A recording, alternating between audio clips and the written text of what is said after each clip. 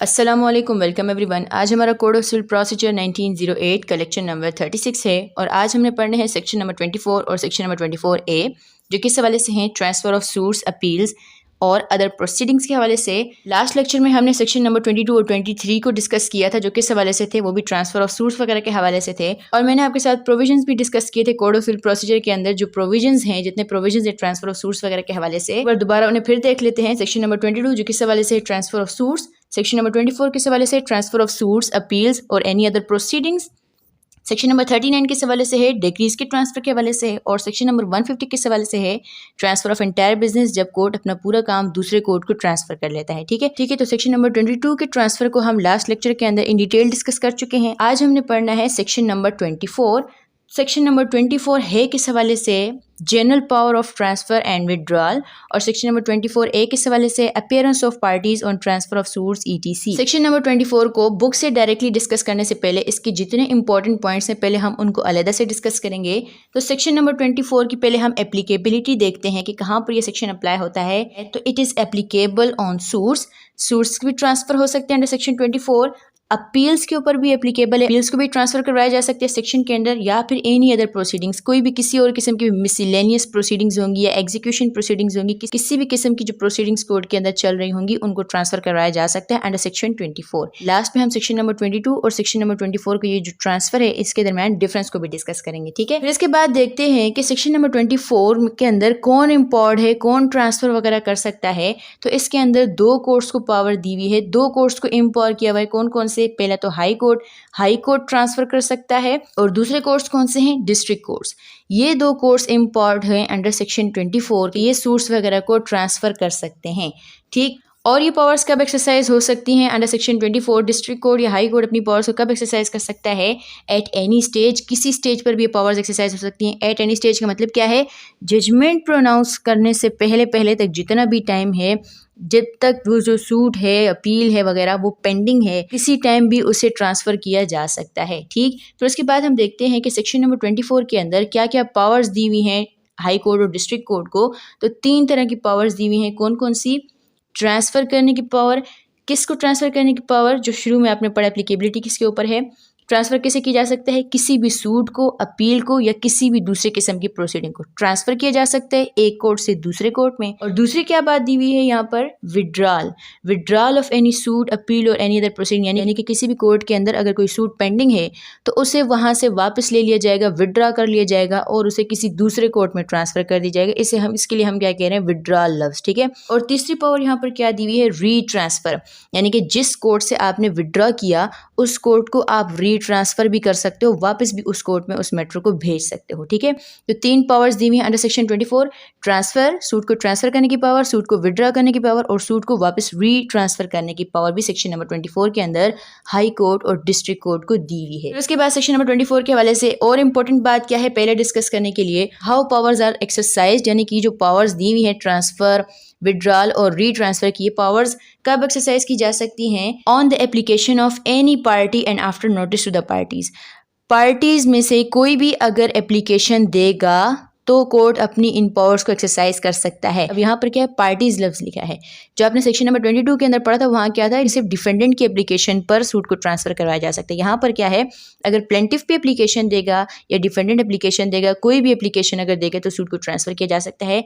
और दूसरी बात क्या है? And after notice to the parties, और पार्टीज को नोटिस भी दी जाएगी, यानी कि जो पार्टी, फॉर एग्जांपल अगर जो प्लेंटिफ है वो सूट को ट्रांसफ़र करवाने की एप्लीकेशन दे रहा है तो फिर बाकी पार्टीज़ को भी ट्रांसफ़र के हवाले से नोटिस दिया जाएगा।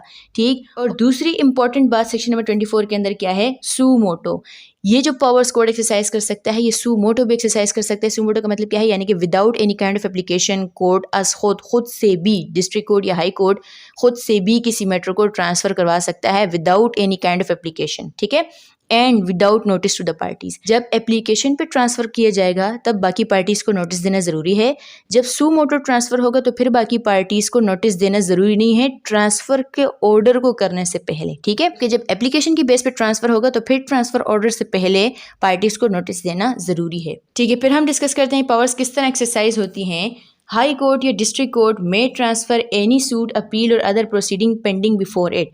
क्या बात है यहाँ पर, जो मैटर्स हाई कोर्ट के सामने या डिस्ट्रिक्ट कोर्ट के सामने पेंडिंग है, कोई सूट अपील या कोई भी दूसरी प्रोसीडिंग हाई कोर्ट या डिस्ट्रिक्ट कोर्ट के सामने पेंडिंग है, यानी कि उनके पास पेंडिंग है, तो फिर क्या कर सकते हैं ये इसे ट्रांसफ़र कर सकते हैं कहाँ पर, to any court subordinate to it, अपने किसी भी सबऑर्डिनेट कोर्ट को वो सूट ट्रांसफ़र कर सकते हैं। एंड क्या चीज़ ज़रूरी है, कंपिटेंट टू ट्राई और डिस्पोज ऑफ सेम, लेकिन जिस कोर्ट को ये ट्रांसफ़र करेंगे वो कंपिटेंट होना चाहिए उस सूट के हवाले से, उस अपील के हवाले से, उस प्रोसीडिंग के हवाले से। ठीक है, फॉर एग्जांपल हाई कोर्ट के सामने एक मैटर पेंडिंग है, वो डिस्ट्रिक्ट कोर्ट को ट्रांसफर करता है कि वो उस मैटर को ट्राई करे, या फिर कोई मैटर डिस्ट्रिक्ट कोर्ट के सामने पेंडिंग है, वो ऑर्डर करता है ट्रांसफर का, वो उसे अपने से किसी लोअर सबऑर्डिनेट कोर्ट में उसको ट्रांसफर कर देता है कि वो उस मैटर को ट्राई करे और डिस्पोज ऑफ करे। ठीक है, तो जो मैटर हाई कोर्ट या डिस्ट्रिक्ट कोर्ट के सामने पेंडिंग है उन्हें वो अपने से सबऑर्डिनेट कोर्ट में ट्रांसफर कर सकते हैं, और सबऑर्डिनेट कोर्ट, ताकि सबऑर्डिनेट कोर्ट इस मैटर को सुने, उस मैटर को डिसाइड करे। दूसरी बात सेक्शन नंबर 24 के अंदर क्या बताई हुई है, हाई कोर्ट या डिस्ट्रिक्ट कोर्ट में withdraw any suit or appeal or other proceeding pending in any court subordinate to it. High court और डिस्ट्रिक्ट कोर्ट के सबऑर्डिनेट अगर किसी भी कोर्ट के अंदर कोई सूट अपील या कोई भी प्रोसीडिंग अगर पेंडिंग है, तो ये उससे उस सूट अपील या प्रोसीडिंग को विड्रॉ कर सकते हैं, उससे उसे वापस ले सकते हैं, और क्या कर सकते हैं, इट्स सेल्फ ट्राई और डिस्पोज ऑफ द सेम, यानी कि अपने से लोअर कोर्ट से उस मैटर को उठाया, अपने पास लेके आ गए और ख़ुद उस मैटर को ट्राई कर रहे हैं, ख़ुद उस मैटर को डिसाइड कर रहे हैं। या फिर क्या कर सकते हैं, transfer the same for the trial और disposal to any court subordinate to it and competent to try और डिस्पोज ऑफ द सेम, और अपने से सबऑर्डिनेट किसी दूसरे कोर्ट को भी उस मैटर को भेज सकते हैं, उस मैटर को ट्रांसफ़र कर सकते हैं, और जिस कोर्ट को वो भेजा जाएगा, वो मैटर भेजा जाएगा, वो लाजमी कंपिटेंट होना चाहिए कि उस मैटर को ट्राई कर सके। तो किसी भी सबऑर्डिनेट कोर्ट को मैटर ट्रांसफ़र किया जा सकता है। और तीसरी पावर क्या है, retransfer the same for trial और disposal to the court from which it was withdrawn. और हाई कोर्ट या डिस्ट्रिक्ट कोर्ट क्या कर सकता है, जिस कोर्ट से उन्होंने उस मैटर को वापस लिया था उसको वापस री ट्रांसफ़र भी कर सकते हैं कि वो उसे ट्राई करे, उसे डिस्पोज ऑफ करे। ठीक है, तो तीन बातें यहाँ पर बताई हुई हैं।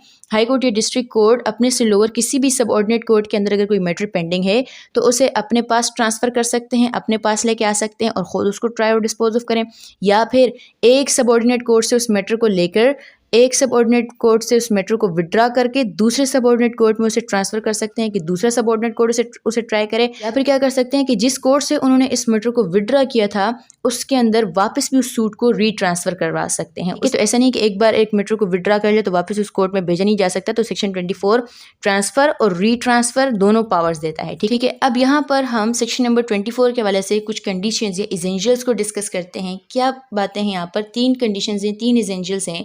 The court in which the suit, appeal or any other proceeding has been instituted or is pending should be a court of competent jurisdiction। ये बात बड़ी समझने की है कि जिस कोर्ट के अंदर मैटर पेंडिंग है वो कंपिटेंट लाजमी होना चाहिए उस सूट के हवाले से। ठीक है, इसका मतलब क्या है कि अगर ऐसा है कि कोई सूट अगर प्लेंटिफ ने इंस्टीट्यूट किया और ऐसे कोर्ट में अगर इंस्टीट्यूट किया जिसका उस सूट के हवाले से जुरिस्डिक्शन नहीं था, जो सूट के हवाले से कंपिटेंट नहीं था, तो तब ट्रांसफ़र नहीं हो सकता, तब सेक्शन नंबर 24 वाली एप्लीकेशन नहीं होगी। तब एप्लीकेशन कौन सी होगी, ऑर्डर 7 रूल 10 वाली होगी, रिटर्न ऑफ प्लेंट के हवाले से कि कोर्ट उस मैटर को रिटर्न करे। जब कोर्ट अगर कंपिटेंट नहीं है तो फिर ट्रांसफ़र वाले मैटर्स नहीं हो सकते। सिर्फ तब ट्रांसफ़र हो सकता है कि जब जिस कोर्ट के अंदर मैटर पेंडिंग है वो कम से कम कंपिटेंट है, उसका जुरिस्डिक्शन है उस सूट के हवाले से। अगर जुरिस्डिक्शन नहीं है, अगर वो कोर्ट कंपिटेंट नहीं है, तो फिर ट्रांसफ़र वाले ऑर्डर्स नहीं होंगे। फिर ऑर्डर 7 रूल 10 के अंदर एप्लीकेशन फाइल की जा सकती है for the return of plaint, और कोर्ट उस मैटर को रिटर्न करेगा। ट्रांसफ़र सिर्फ तब हो सकता है कि जब वो कोर्ट लाजमी खुद कंपिटेंट होना चाहिए। ठीक है, तो जिस कोर्ट में सूट, अपील या कोई भी प्रोसीडिंग पेंडिंग है, it must be competent to try it. ठीक, और दूसरी बात, वो कोर्ट जिसमें इस सूट को ट्रांसफ़र किया जाएगा, जिस अपील या कोई भी प्रोसीडिंग को अगर ट्रांसफ़र किया जाएगा, वो भी लाजमी कंपिटेंट होना चाहिए कि वो उस मैटर को ट्राई कर सके और डिस्पोज ऑफ कर सके। ठीक है, तो जिस कोर्ट में मैटर पेंडिंग है वो भी कंपिटेंट होना चाहिए, जिस कोर्ट में मैटर को ट्रांसफ़र किया जा रहा है वो भी लाजमी कंपिटेंट होना चाहिए उस सूट के हवाले से। और तीसरी इंपॉर्टेंट बात क्या है, the court to which the suit, appeal और any proceeding is transferred should be subordinate to the court ordering the transfer. यानी कि जिस कोर्ट में ट्रांसफ़र किया जा रहा है वो लाजमी सब ऑर्डिनेट होना चाहिए। किसके सब ऑर्डिनेट होना चाहिए, उस कोर्ट के सब ऑर्डिनेट होना चाहिए जो कि ट्रांसफ़र का ऑर्डर कर रहा है। ठीक है, फॉर एग्जांपल अगर डिस्ट्रिक्ट कोर्ट ऑर्डर कर रहा है ट्रांसफ़र के हवाले से तो वो अपने से लोअर सब ऑर्डिनेट कोर्ट्स के अंदर के जो मैटर्स हैं उनको एक कोर्ट से दूसरे कोर्ट में ट्रांसफर कर सकता है। ठीक है, इस तरह नहीं हो सकता है कि डिस्ट्रिक्ट कोर्ट अपने से लोअर किसी कोर्ट के अंदर मैटर को उठाए और हाई कोर्ट में भेज दे, ऐसा नहीं हो सकता। क्या बात है यहाँ पर कि जो कोर्ट ट्रांसफर का ऑर्डर कर रहा है और जिन कोर्ट्स में वो ट्रांसफर या विदड्रॉ कर रहा है वो उससे सब ऑर्डिनेट होने चाहिए लाजमी। अपने से ऊपर के कोर्ट में, अपने से सुपीरियर कोर्ट में वो ट्रांसफर के ऑर्डर्स नहीं कर सकता। ठीक है, तो 3 एसेंशियल्स क्या हैं? जिस कोर्ट में मैटर पेंडिंग है वो भी कॉम्पिटेंट होना चाहिए, जिस कोर्ट में मैटर ट्रांसफर किया जा रहा है वो भी कॉम्पिटेंट होना चाहिए, और तीसरी बात क्या है, जो कोर्ट ट्रांसफर वगैरह के ऑर्डर कर रहा है उसके मातहत होने चाहिए वो सारे कोर्ट्स जिनमें वो एक मैटर को उठा के दूसरे कोर्ट में भेज रहे हैं। ठीक है,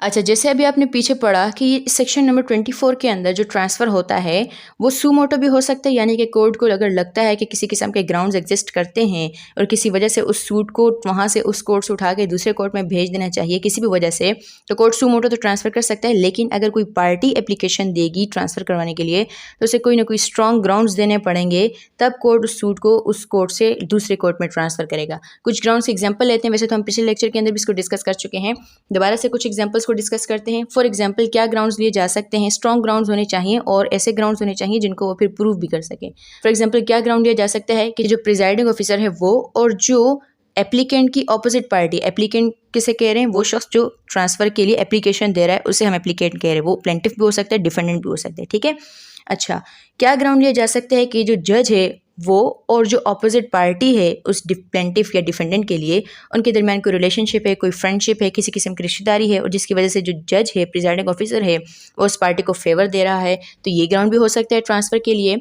दूसरा क्या ग्राउंड हो सकता है? Personal interest of the presiding officer, कि जो प्रिजाइडिंग ऑफिसर है उसका इस सूट के अंदर पर्सनल इंटरेस्ट है, ज़ाती दिलचस्पी है, या कोई पिक्यूनरी या किसी किस्म का मालियाती इंटरेस्ट है। या फिर किस चीज़ को ग्राउंड बनाया जा सकता है कि अगर उसके केस के हवाले से, जो एप्लीकेशन दे रहा है ट्रांसफ़र के हवाले से, कि अगर उसके केस के हवाले से, उसके सूट, अपील या किसी भी प्रोसीडिंग के हवाले से जिस कोर्ट के सामने वो चीज़ पेंडिंग है, अगर उस जज ने पहले ही उस केस के हवाले से कोई ओपिनियन बना दिया है, फॉर एग्जांपल अगर वो दूसरी पार्टी को कहते हैं कि आप फिक्र ना करें, केस आप ही जीतेंगे, या इनके केस कमज़ोर है, आपका केस वैसे भी मजबूत है, आप फिक्र ना करें, डोंट वरी, ये वो, तो इस किस्म की जो ओपिनियन पहले से अगर वो एक्सप्रेस कर लेता है। अच्छा, केस के हवाले से अगर कोई ओपिनियन एक्सप्रेस करता है या फिर अगर कोई एविडेंस पेश करता है प्लेंटिफ या डिफेंडेंट, उसके हवाले से भी पहले ही उसके हवाले से कोई ओपिनियन बता देता है, कोई अपनी राय बता देता है, तो तब भी सूट को ट्रांसफ़र करवाया जा सकता है। इसको भी ग्राउंड बना के सूट को ट्रांसफ़र किया जा सकता है। और किस किस्म के ग्राउंड्स लिए जा सकते हैं? For the convenience of parties and witnesses, कि अगर ऐसा है कि जिस कोर्ट के अंदर मैटर पेंडिंग है वहाँ तक पहुँचने में, वहाँ तक आने जाने में पार्टीज़ को मुश्किल होती है, फॉर एग्जाम्पल डिस्टेंस का मसला है, या फिर इस तरह है कि जो अपोजिट पार्टी है वो इन्फ्लुएंशियल है और जिसकी वजह से जो विटनेसेस हैं या पार्टी है वो कोर्ट में आने से घबराते हैं वगैरह, तो कन्वीनियंस के लिए भी सूट को ट्रांसफ़र कराया जा सकता है। ये भी ग्राउंड्स लिए जा सकते हैं। ठीक है, लेकिन स्ट्रॉन्ग ग्राउंड्स होने चाहिए, सिर्फ शुकूक व शुबहात की बुनियाद पर ट्रांसफ़र नहीं किया जाएगा। ऐसे ग्राउंड्स होने चाहिए जिनको वो जो एप्लीकेंट है वो प्रूव भी कर सके, तब सूट या अपील को कोर्ट ट्रांसफ़र करेगा। ठीक है, फिर उसके बाद हम देखते हैं इफेक्ट ऑफ ट्रांसफ़र ऑर्डर। जब कोर्ट ऑर्डर कर लेता है ट्रांसफ़र का तो फिर इसका इफेक्ट क्या होता है? अच्छा, ये सेक्शन नंबर 22 के भी हवाले से और सेक्शन नंबर 24 के हवाले से, उसके बारे में अगर आप लिखो तो उसमें भी ये बात डाल सकते हो, वहाँ पर इस चीज़ को डिस्कस नहीं किया गया, लेकिन ये उसके हवाले से भी है। किसी भी किस्म का ट्रांसफ़र ऑर्डर होगा किसी भी सेक्शन के अंडर तो उसके इफेक्ट के हवाले से है। क्या इफेक्ट होगा? जब ट्रांसफ़र का ऑर्डर हो जाएगा तो the court before which the matter was pending, जिस कोर्ट में वो मैटर पेंडिंग है, जब उससे ट्रांसफ़र का ऑर्डर हो गया तो फिर क्या होगा? सीजेस टू हैव ज्यूरिसडिक्शन, तो फिर उसका उस मैटर के हवाले से ज्यूरिसडिक्शन नहीं है। And thereafter any proceeding before such court will be without jurisdiction, और अगर ट्रांसफ़र के बाद भी अगर वो किसी किस्म की भी प्रोसीडिंग चलाएगा, किसी भी किस्म का ऑर्डर उस मैटर के हवाले से पास करेगा, तो वो वैलिड नहीं होंगे, वो विदाउट ज्यूरिसडिक्शन कंसिडर किए जाएंगे, यानी कि नल एंड वाइड कंसिडर किए जाएंगे। ठीक है, तो ट्रांसफ़र ऑर्डर के बाद किसी किस्म की भी जो प्रोसीडिंग्स होंगी पहले वाले कोर्ट में तो वो फिर नल एंड वाइड कंसिडर किए जाएंगी। ठीक, अब यहाँ तक सेक्शन नंबर 24 की जो मेन और अहम बातें थी वो डिस्कस हो गई। अब हम बुक से बेयर एक्ट से सेक्शन नंबर 24 को रीड करते हैं। इंपॉर्टेंट बातें पहले डिस्कस हो गई, तो अब आपको जो सेक्शन नंबर 24 जो बुक की लैंग्वेज है वो समझने में आसानी होगी। पढ़ते हैं इसे। सेक्शन नंबर 24 की हेडिंग क्या है? General power of transfer and withdrawal. इसके अंदर कोर्ट को जनरल पावर्स दी हुई हैं transfer of withdrawal of any suit, किसी भी सूट, अपील या प्रोसीडिंग को ट्रांसफ़र करवाने के हवाले से पावर्स दी हुई हैं। इस सेक्शन के अंदर 4 सब सेक्शंस हैं, 4 टॉपिक्स हैं, ऐसे समझें आप। ठीक है, तो पहले हम सब सेक्शन 1 को देखते हैं। सब सेक्शन 1 क्या कहता है? On the application of any of the parties and after notice to the parties and after hearing such of them as desire to be heard, कि किसी भी पार्टी की एप्लीकेशन के ऊपर और बाकी पार्टीज़ को नोटिस देने के बाद और उनको सुनने के भी बाद, उनके पास कोई ऑब्जेक्शंस हैं ट्रांसफ़र के हवाले से, उनको सुनने के बाद, या फिर और of its own motion without such notice, या फिर खुद से भी यानी कि सू मोटो भी, और जब सू मोटो ट्रांसफ़र होगा तो फिर किसी किस्म के नोटिस की ज़रूरत नहीं है। ठीक है, क्या बातें बताई हुई हैं किसी पार्टी की एप्लीकेशन पर भी, और जब पार्टी की एप्लीकेशन होगी तो फिर दूसरी तमाम पार्टीज़ को नोटिस भी दिया जाएगा, उन्हें सुना भी जाएगा अगर सुनने की ज़रूरत होगी, या फिर सू मोटो ऑन इट्स ओन मोशन खुद से भी खुद भी ट्रांसफ़र किया जा सकता है विदाउट नोटिस, तो फिर ट्रांसफ़र ऑर्डर से पहले बाकी पार्टीज़ को नोटिस देने की ज़रूरत नहीं होगी, कोर्ट उनको नोटिस नहीं देगा। ठीक, क्या हो सकता है द हाई कोर्ट और द डिस्ट्रिक्ट कोर्ट, कौन से कोर्ट्स, हाई कोर्ट या फिर district court, eight any stage, किसी स्टेज पर भी, यानी कि जितने टाइम के दौरान मैटर कोई पेंडिंग होता है, जजमेंट प्रोनाउंस होने से पहले पहले जितना टाइम है वो एट एनी स्टेज के अंदर इंक्लूडेड है। ठीक है, तो हाई कोर्ट या डिस्ट्रिक्ट कोर्ट किसी भी स्टेज पर क्या कर सकते हैं, दो क्लॉजेस दी हुई हैं, clause A clause B. Clause A के अंदर क्या लिखा है, transfer any suit appeal or other proceeding pending before it, कोई भी सूट या अपील या प्रोसीडिंग जो उसके सामने पेंडिंग है, अभी पहले हम इस सबको डिस्कस कर चुके हैं, तो अभी आपको पढ़ने में जो है इसकी समझ आ जाएगी आसानी के साथ। ठीक है, क्या बात लिखी है क्लॉज ए के अंदर कि कोई भी सूट अपील या प्रोसीडिंग जो कि हाई कोर्ट या डिस्ट्रिक्ट कोर्ट के अपने सामने पेंडिंग है उसे ट्रांसफ़र कर सकते हैं, कहाँ पर, फॉर ट्रायल और disposal to any court subordinate to it, अपने से सबऑर्डिनेट किसी भी कोर्ट के अंदर ट्रांसफ़र कर सकते हैं कि वो सबऑर्डिनेट कोर्ट उसे ट्राई करे और डिस्पोज ऑफ करे, लेकिन क्या चीज़ ज़रूरी है, कंपिटेंट टू ट्राई और डिस्पोज ऑफ द सेम, जिस कोर्ट में उस मैटर को ट्रांसफ़र किया जाएगा वो कंपिटेंट होना चाहिए उस मैटर के हवाले से। ठीक, फिर उसके बाद क्लॉज बी के अंदर क्या लिखा है, withdraw any suit appeal or other proceeding pending in any court subordinate to it, उनके सबऑर्डिनेट किसी भी कोर्ट के अंदर अगर कोई सूट या अपील या कोई भी प्रोसीडिंग अगर पेंडिंग है तो उसे वहाँ से विड्रॉ किया जा सकता है, उसे वहाँ से वापस लिया जा सकता है, और फिर क्या कर सकते हैं कोर्ट, ट्राई और डिस्पोज ऑफ द सेम, यानी कि अपने पास ट्रांसफ़र कर लिया, खुद उसको ट्राई करेगा, खुद उसको डिस्पोज ऑफ करेगा, या फिर transfer the same for trial और disposal to any court subordinate to it and competent to try और डिस्पोज ऑफ द सेम, या फिर क्या कर सकता है किसी दूसरे अपने से सबऑर्डिनेट किसी दूसरे कोर्ट को उस मैटर को ट्रांसफ़र कर देगा, और फिर वो जो दूसरा कोर्ट है वो उस मैटर को डिस्पोज ऑफ करेगा, लेकिन क्या चीज़ ज़रूरी है, वो जो दूसरा कोर्ट है वो उस मैटर के हवाले से कंपिटेंट होना चाहिए। एक और तीसरी बात क्या है, retransfer the same for trial और disposal to the court from which it was withdrawn. तीसरी बात क्या की जा सकती है, तीसरी पावर क्या है कि जिस कोर्ट से मैटर को विड्रॉ किया वापस वहां पर भी री ट्रांसफर किया जा सकता है। ठीक है, तो इस तरह भी हो सकता है कि एक मैटर एक कोर्ट के सामने पेंडिंग है, उसे वहां से विड्रॉ करके दूसरे कोर्ट में भेज दिया और उसके अंदर कुछ ऑर्डर्स वगैरह हो गए जो कि सुपीरियर कोर्ट को लगता है कि जो इस कोर्ट के अंदर पहले वो मैटर पेंडिंग था वो ऑर्डर्स नहीं कर सकता था, तो कुछ ऑर्डर्स दूसरा कोर्ट करेगा, और फिर जब वो ऑर्डर्स हो चुके तो फिर उस मैटर को वापस रीट्रांसफर किया जा सकता है। ठीक है, तो किसी भी वजह से भी वापस रीट्रांसफर करवाया जा सकता है। ठीक है, तो किसी भी सबऑर्डिनेट कोर्ट से मैटर को विड्रॉ किया जा सकता है, किसी दूसरे सबऑर्डिनेट कोर्ट में उसे भेजा जा सकता है, ट्रांसफर किया जा सकता है, और वापस भी उस कोर्ट में वापस भी रीट्रांसफर किया जा सकता है जहां से वो विड्रॉ किया गया। ठीक, फिर जिस कोर्ट में उस मैटर को ट्रांसफर कर दिया गया, ट्रांसफरी जो कोर्ट है, ट्रांसफरी कोर्ट कौन सा जिसमें उस मैटर को ट्रांसफर कर दिया गया, वो फिर क्या करेगा। इस हवाले से वैसे तो सब सेक्शन 2 है जिसे अभी हम डिस्कस करेंगे, लेकिन उसकी लैंग्वेज थोड़ी सी हार्ड है, तो पहले हम उसे सिंपल लैंग्वेज में देख रहे हैं। ठीक है, तो ट्रांसफरी कोर्ट क्या करेगा, the court to which suit appeal और any other proceeding is transferred, यानी कि जो ट्रांसफरी कोर्ट है जब उसमें उस सूट वगैरह को ट्रांसफर कर दिया गया तो फिर वो क्या करेगा, shall follow the special directions in the case of an order of transfer, तो वो उस केस के हवाले से ऑर्डर ऑफ ट्रांसफर के अंदर कोई जो स्पेशल अगर डायरेक्शंस दी हुई होंगी कि उसने उस मैटर के अंदर क्या करना है क्या नहीं करना, तो उन डायरेक्शंस को फॉलो करेगा, और फिर क्या कर सकता है, ईदर रीट्राई द मैटर, वो उस सूट या अपील या किसी प्रोसीडिंग को शुरू से रीट्राई कर सकता है, शुरू से उसका ट्रायल चला सकता है, या फिर और proceed from the point eight which it was transferred और विड्रॉन, या फिर जिस पॉइंट तक उस मैटर का ट्रायल चला हुआ है वहां से आगे उस मैटर को प्रोसीड करेगा। ठीक है, तो जो ट्रांसफरी कोर्ट है वो क्या करेगा, अगर ऑर्डर ऑफ ट्रांसफर के अंदर कोई स्पेशल डायरेक्शंस दी हुई हैं उस सूट के हवाले से, उस अपील वगैरह के हवाले से, तो उनको फॉलो करेगा अगर कोई डायरेक्शंस हैं।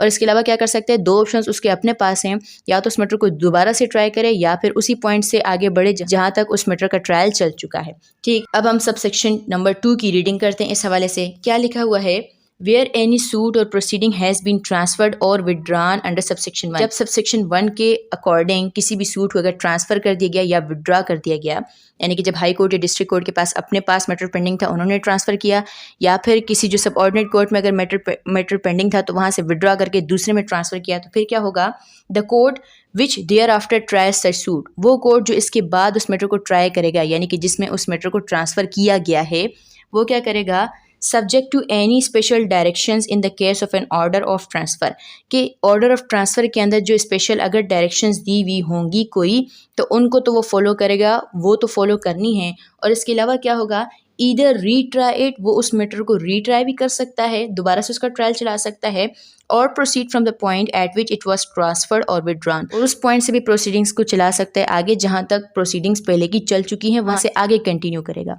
दोबारा से भी ट्राई कर सकता है, या फिर जहां तक उस मैटर का ट्रायल चल चुका है वहां से आगे प्रोसीड कर सकता है। ठीक है, फिर उसके बाद है सब सेक्शन नंबर 3। उसके अंदर क्या बात बताई हुई है, बड़ी इंपॉर्टेंट क्या बात बताई है, for the purpose of this section, इस सेक्शन के लिए, यानी कि सिर्फ इस सेक्शन के लिए, courts of additional and assistant जजेस shall be deemed to be subordinate to the district court, के जो एडिशनल डिस्ट्रिक्ट जजेस होते हैं और जो असिस्टेंट डिस्ट्रिक्ट जजेस हैं वो इस सेक्शन के लिए डिस्ट्रिक्ट कोर्ट के सबऑर्डिनेट समझे जाएंगे। क्या मतलब है इसका, यानी कि अभी आपने शुरू में क्या पढ़ा था, जो मैंने आपको कंडीशंस पढ़ी वहां मैंने क्या बताया कि ट्रांसफर सिर्फ तब हो सकता है कि जो कोर्ट ऑर्डर कर रहा है ट्रांसफर का उससे लोअर, उसे सबऑर्डिनेट होने चाहिए वो कोर्ट्स जिनके अंदर वो ट्रांसफर, जिनके अंदर सूट्स को वो ट्रांसफर या विड्रॉ कर रहा है। ठीक है, जनरली क्या है, एडिशनल डिस्ट्रिक्ट जजेस और असिस्टेंट डिस्ट्रिक्ट जजेस डिस्ट्रिक्ट कोर्ट के सबऑर्डिनेट नहीं होते।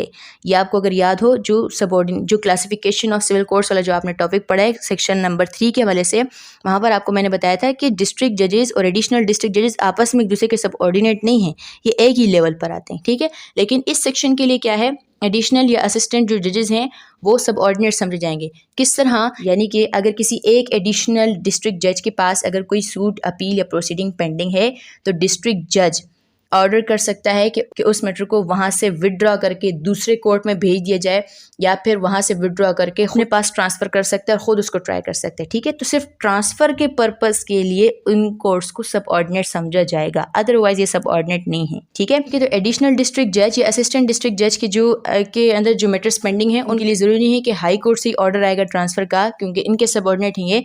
डिस्ट्रिक्ट कोर्ट को एम्पावर किया हुआ है अंडर सब सेक्शन 3 कि इस सेक्शन के लिए डिस्ट्रिक्ट कोर्ट उनके सुपीरियर समझा जाएगा और असिस्टेंट डिस्ट्रिक्ट जजेस और एडिशनल डिस्ट्रिक्ट जजेस उसके सबऑर्डिनेट कंसिडर किए जाएंगे। इनमें से वो मैटर्स को विड्रॉ या ट्रांसफ़र या रीट्रांसफ़र कर सकता है। ठीक, फिर उसके बाद है सब सेक्शन 4। अच्छा, एक और चीज़, पंजाब के अंदर 2018 की अमेंडमेंट से सब सेक्शन नंबर 4 को ओमिट कर दिया गया। बलूचिस्तान के अंदर 2019 के अंदर जो CPC के अंदर अमेंडमेंट्स हुई हैं, सब सेक्शन नंबर 4 को ओमिट कर दिया गया है। ठीक है, तो पंजाब और बलूचिस्तान में ये सब सेक्शन 4 नहीं है, लेकिन बाकी सूबों के अंदर ये है। किस हवाले से, ये कोड ऑफ स्मॉल कॉजेस के हवाले से क्या बताया हुआ है, the court trying any suit transferred और विड्रॉन अंडर दिस सेक्शन, कि वो कोर्ट जो उस मैटर को ट्राई कर रहा है, जो किस तरह ट्राई कर रहा है कि जो उसके पास ट्रांसफ़र हो के आया है या फिर विड्रॉ हो के आया है from a court of small causes. कहाँ से आया है ये, from a court of small causes. Small causes के जो कोर्ट्स हैं वहाँ से अगर कोई मैटर ट्रांसफ़र हो के आया है, फॉर एग्जांपल स्मॉल कोजेस के पास अगर एक मैटर पेंडिंग है और उसे सिविल जज के पास ट्रांसफ़र कर दिया गया है, तो फिर क्या होगा, shall for the purpose of such suit, सिर्फ उस सूट के लिए क्या समझा जाएगा, deem to be a court of small causes. तो जिस कोर्ट में उस मैटर को ट्रांसफ़र कर दिया गया तो फिर उसे भी कोर्ट ऑफ स्मॉल कोजेस समझा जाएगा। ठीक है, for example court of small causes में एक मैटर पेंडिंग था, डिस्ट्रिक्ट कोर्ट ने ऑर्डर किया, डिस्ट्रिक्ट कोर्ट ने उस मैटर को वहाँ से विड्रॉ करके सिविल जज के पास भेज दिया, सिविल जज उस मैटर को ट्राई कर रहा है। यहाँ पर सिविल जज को कोर्ट ऑफ सिविल जज ही नहीं समझा जाएगा, बल्कि उसे क्या समझा जाएगा, कोर्ट ऑफ स्मॉल कोजेस। ठीक है, बिकॉज वो कोर्ट ऑफ स्मॉल कोजेस का जो सूट है उसको ट्राई कर रहे हैं। ठीक, तो कोर्ट ऑफ स्मॉल कोजेस का अगर मैटर ट्रांसफ़र होकर किसी भी कोर्ट के पास आएगा तो उस कोर्ट को भी उस सूट के लिए कोर्ट ऑफ स्मॉल कोज ही समझा जाएगा। ठीक है, यहाँ तक डिस्कशन मुकम्मल हो गई सेक्शन नंबर 24 की। अब हम पढ़ते हैं difference between the transfer of section number 22 और सेक्शन नंबर 24। इन दोनों के अंदर जो ट्रांसफ़र है इसके हम डिफरेंस को देखते हैं। तो सेक्शन नंबर 22 के अंदर क्या है, वहाँ पर सिर्फ किस चीज़ का ट्रांसफ़र हो सकता है, ट्रांसफ़र ऑफ सूट्स ओनली। अगर आप अपील के ट्रांसफ़र करना चाहते हो या किसी और प्रोसीडिंग का, तो सेक्शन नंबर 22 अप्लाई नहीं हो सकता, वो सिर्फ और सिर्फ सूट्स के ट्रांसफ़र के ऊपर अप्लाई होता है। दूसरी बात, सेक्शन नंबर 22 का ट्रांसफ़र सिर्फ कब हो सकता है, only on the application of defendant. कोई भी पार्टी एप्लीकेशन नहीं देगी, सिर्फ और सिर्फ अगर डिफेंडेंट एप्लीकेशन देता है सिर्फ तब ट्रांसफ़र हो सकता है, और कोर्ट खुद से नहीं कर सकता, सू मोटो नहीं कर सकता, only on the application of defendant. और तीसरी बात क्या है, at the earliest possible opportunity. Section number 22 के ट्रांसफ़र के लिए क्या चीज़ ज़रूरी है at the earliest possible opportunity, यानी जितना जल्दी मुमकिन हो सके केस के वाले से तो डिफेंडेंट एप्लीकेशन देगा। यानी कि इस तरह नहीं कि अगर मैटर जो है एंड पर है, डिसाइड होने वाला है तो तब एप्लीकेशन दी जाएगी, तो तब एप्लीकेशन नहीं दी जाएगी। सेक्शन नंबर 22 क्या कहता है कि जितना जल्दी मुमकिन हो सके कि जब कोई सूट इंस्टीट्यूट किया गया तो defendant at the earliest possible opportunity application they section number 22 के अंदर ट्रांसफर के लिए, ठीक है। जबकि सेक्शन नंबर 24 कैसा है, ट्रांसफर ऑफ सूट्स, अपील और एनी प्रोसीडिंग्स। ये सूट्स के ऊपर भी अप्लाई होता है, अपील के ऊपर भी अप्लाई होता है, या प्रोसीडिंग्स के ऊपर भी अप्लाई होता है। किसी भी सूट, अपील या किसी भी किस्म की प्रोसीडिंग को ट्रांसफर करवाया जा सकता है। दूसरी बात, सू मोटर ट्रांसफर भी हो सकता है और on the application of any party. Plaintiff भी एप्लीकेशन दे सकते हैं ट्रांसफर के लिए, या डिफेंडेंट भी एप्लीकेशन दे सकते हैं ट्रांसफर के लिए, या फिर कोर्ट खुद से भी सू मोटो भी कोर्ट ट्रांसफर कर सकता है, ठीक। और तीसरी बात क्या है यहाँ पर, at any stage, judgment pronounce होने से पहले तक किसी टाइम के अंदर भी कोर्ट उस मैटर को ट्रांसफर कर सकता है, किसी भी स्टेज पर एप्लीकेशन दी जा सकती है, ठीक। और क्या बात है, सेक्शन नंबर 22 के अंदर सिर्फ और सिर्फ ट्रांसफर की पावर है। सेक्शन नंबर 24 के अंदर ट्रांसफर और विड्रा और रीट्रांसफर 3 किस्म की पावर्स हैं, ठीक है, ठीक है। तो ये मेन डिफरेंसेस है सेक्शन नंबर 22 और सेक्शन नंबर 24 के ट्रांसफर के। अब हम पढ़ते हैं सेक्शन नंबर 24A, जो कि 1962 की अमेंडमेंट के बाद इंट्रोड्यूस किए गए। सेक्शन नंबर 24A किस हवाले से है, appearance of parties on transfer of suits ETC। अच्छा, ये सेक्शन नंबर 22 के ऊपर भी अप्लाई होता है, यानी कि सेक्शन 22 के अंदर जो ट्रांसफर होगा उस हवाले से भी, उसके हवाले से भी सेक्शन नंबर 24A को फॉलो किया जाएगा। ये किस हवाले से है कि पार्टीज़ की सुनवाई के हवाले से है कि सूट वगैरह को ट्रांसफ़र किया जाएगा तो पार्टीज़ अपेयर कहाँ पर होंगी उस हवाले से है, ठीक। तो इसके अंदर भी 2 सब सेक्शन हैं। सब सेक्शन 1 किस हवाले से है कि जब कोई भी ट्रांसफ़र पार्टीज़ की एप्लीकेशन पर होगा उस हवाले से सब सेक्शन 1 है, उस हवाले से अपीयरेंस ऑफ पार्टीज़ के हवाले से सब सेक्शन 1 है। और सब सेक्शन 2 किस हवाले से, सू मोटो ट्रांसफ़र के जब खुद कोर्ट मैटर को ट्रांसफ़र करेगा तो फिर अपीयरेंस ऑफ पार्टीज़ के हवाले से सब सेक्शन 2 है। पहले हम देखते हैं सब सेक्शन 1, वो क्या कहता है, where any suit is transferred under section 22। अगर सेक्शन 22 के अंदर कोई ट्रांसफ़र होगा तब भी, या फिर कोई भी सूट या अपील या कोई भी प्रोसीडिंग अगर ट्रांसफ़र या विड्रॉ हो रही है under sub section 1 of section 24, transfer वगैरह के हवाले से सेक्शन 24 के सब सेक्शन 1 के अंदर दिया हुआ है, ठीक है। अगर सेक्शन 22 या 24 के अंदर कोई भी ट्रांसफर होगा on the application of party की एप्लीकेशन पे अगर ट्रांसफर हो रहा है, सेक्शन नंबर 22 का तो ट्रांसफर होता ही एप्लीकेशन पर है, और जब सेक्शन नंबर 24 का ट्रांसफर भी एप्लीकेशन पर होगा तब की बात है। The court ordering the transfer और विड्रॉन, जो कोर्ट ऑर्डर कर रहा है ट्रांसफर करने के लिए, यानी कि हाई कोर्ट है या डिस्ट्रिक्ट कोर्ट है, जो भी कोर्ट है, जो सुपीरियर कोर्ट है, जो ऑर्डर कर रहा है ट्रांसफ़र या विड्रॉल के लिए, वो क्या करेगा, shall fix a date for the appearance of the parties before itself. वो पार्टीज के लिए एक डेट फिक्स करेगा, पार्टीज की हाजिरी के लिए बिफोर इटसेल्फ, अपने सामने अपीयरेंस के लिए डेट को फिक्स करेगा। कब, इफ द सूट अपील और any the proceeding is to be tried or dispose of by itself. अपने पास अपीयर होने के लिए डेट फिक्स करेगा तब कि जब उसने मैटर को खुद सुनना है, कि जब उसने मैटर को अपने पास ट्रांसफ़र किया है, या फिर shall fix a date for the appearance of parties before the court to which the case is to be transferred. या अगर किसी और कोर्ट में उस मैटर को ट्रांसफ़र किया जा रहा है तो जिस कोर्ट में उस मैटर को ट्रांसफ़र किया जा रहा है वहाँ उसके लिए कोई डेट फिक्स करेगा ताकि पार्टीज वहां पर अपीयर हों, ठीक है। तो सब सेक्शन 1 क्या बता रहा है कि अगर कोई भी ट्रांसफर होगा सेक्शन नंबर 22 का या 24 का on the application of party, तो जो कोर्ट ऑर्डर कर रहा है ट्रांसफर के हवाले से वो एक डेट फिक्स करेगा। अगर उसने उस मैटर को अपने पास ट्रांसफर किया है तो पार्टीज वहां पर अपीयर होंगी, लेकिन अगर उसने वो जो मैटर है वो किसी सबऑर्डिनेट कोर्ट को ट्रांसफर किया है, अपने से सबऑर्डिनेट किसी और कोर्ट को ट्रांसफर किया, तो पार्टीज उस सबऑर्डिनेट कोर्ट में अपीयर होंगी जो कि ट्रांसफरी कोर्ट है, वहां पर अपीयर होंगी, ठीक। फिर हम देखते हैं सब सेक्शन 2, वो किस हवाले से है, where any suit, appeal or other proceeding is transferred from one court to another otherwise than on the application of the party, यानी कि सू मोटो ट्रांसफर, कि जब कोई भी सूट, अपील या प्रोसीडिंग ट्रांसफर होगी एक कोर्ट से दूसरे कोर्ट में। अब यहाँ पर सेक्शन नंबर 22 की बात नहीं है, सेक्शन नंबर 22 की बात इसलिए नहीं है क्योंकि वहाँ पे सू मोटो ट्रांसफर होता ही नहीं है, तो इसलिए यहाँ पर सेक्शन नंबर 22 की बात नहीं है, सिर्फ सेक्शन नंबर 24 के हवाले से ही है, ठीक है। कि जब कोई भी सूट, अपील या कोई भी प्रोसीडिंग एक कोर्ट से दूसरे कोर्ट में ट्रांसफर की जाएंगी otherwise than on the application of party, parties के एप्लीकेशन के अलावा, यानी कि सू मोटो अगर ट्रांसफर होगा तो फिर क्या होगा, the parties thereto shall appear before the court from which the suit ETC is to be transferred. तो शुरू में आपने क्या पढ़ा, जब सब सेक्शन 24 आप पढ़ रहे थे कि अगर सू मोटो ट्रांसफर होगा विदाउट नोटिस हो गई, यानी कि ट्रांसफर ऑर्डर करने से पहले फिर कोर्ट को उन तमाम पार्टीज को नोटिस देने की जरूरत नहीं है। तो जब नोटिस नहीं दिया जाएगा तो फिर क्या चीज़ होगी, तो फिर क्या होगा, अब पार्टीज को तो नोटिस नहीं है, पार्टीज को पता नहीं है, सुपीरियर कोर्ट खुद से एक मैटर को ट्रांसफर कर रहा है, तो फिर क्या होगा, पार्टीज उसी कोर्ट में अपेयर होंगी जहां पर उनका मैटर पेंडिंग है, यानी कि जो भी डेट फिक्स है उस कोर्ट में अपेयर होने के लिए जो पार्टीज हैं वो अपने उसी कोर्ट में अपेयर होंगी। कब अपेयर होंगी? On the day already fixed for their appearance before that court, यानी कि जिस कोर्ट से अगर मैटर को ट्रांसफर किया जा रहा है, अगर ट्रांसफर का ऑर्डर हो भी चुका है, तो पार्टीज की जो भी डेट पहले से फिक्स है अपेयर होने के लिए वो उस डेट को अपने रूटीन के मुताबिक अपेयर होंगी। और फिर क्या होगा? And such court shall then communicate the order of transfer to such parties, और वो जो कोर्ट है वो फिर उन पार्टीज को बताएगा कि ऑर्डर ऑफ ट्रांसफर हो चुका है, और and direct them to appear before the court to which the suit appeal और any the proceeding is to be transferred, और उन पार्टीज को वो डायरेक्शन देगा कि वो उस कोर्ट के सामने अपेयर हों अब जाकर जहां पर अब इस मैटर को ट्रांसफर कर दिया गया है। कब अपेयर हों? Either on the same day, उसी दिन अपेयर हो, यानी कि जिस दिन उन्हें ऑर्डर कम्युनिकेट किया गया है, ऑर्डर के बारे में बताया गया है, वो उसी दिन भी उस कोर्ट में जा सकते हैं, या फिर on such earliest day as may be reasonable having regard to the distance at which the other court is located, या फिर किसी और दिन भी जा सकते हैं, लेकिन अर्लीस्ट डे यानी कि ज़्यादा लेट नहीं होना चाहिए।